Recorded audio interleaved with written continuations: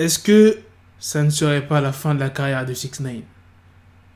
C'est de ça qu'on va parler dans cette vidéo. Il y aura aussi une deuxième news sur Megan Thee Stallion. Donc restez bien jusqu'à la fin. Sans plus tarder, let's go pour les news.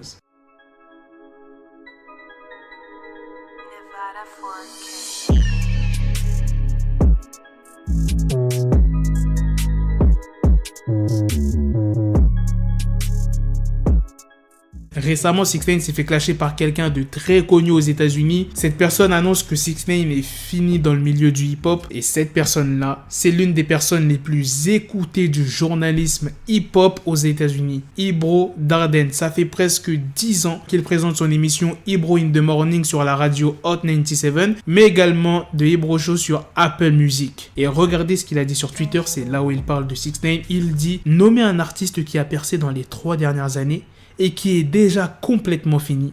Je commence, Tekashi 6ix9ine. » Donc là, les gars, il faut qu'on débat dans les commentaires. Est-ce que c'est la fin de la carrière de 6ix9ine? Est-ce qu'on ne le verra plus jamais, on n'entendra plus parler? Moi, je vais vous dire ce que j'en pense. 6ix9ine, il va revenir. Déjà parce qu'il a signé un contrat à 5 millions de dollars, si je dis pas de bêtises, soit 3 ou 5 millions de dollars pour faire 3 albums. Il en a sorti un.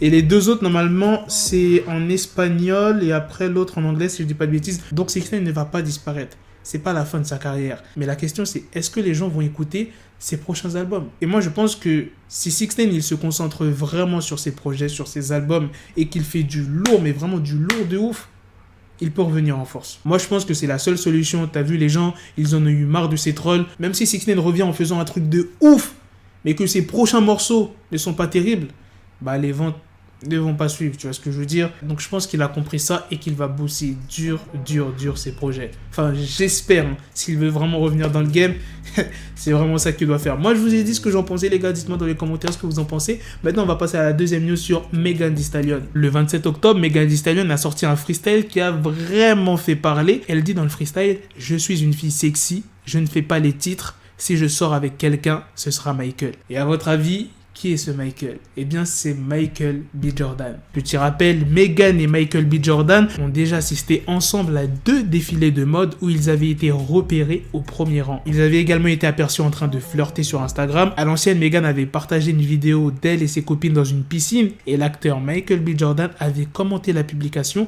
avec un simple emoji, tu sais, le visage complètement gelé. Voilà, c'est ce qu'il avait mis. Michael B. Jordan avait aussi pris la défense de Megan dans l'affaire avec Tory Lanez sur Twitter. Il avait dit « Meg, j'admire ton courage et je t'applaudis pour avoir pris la parole.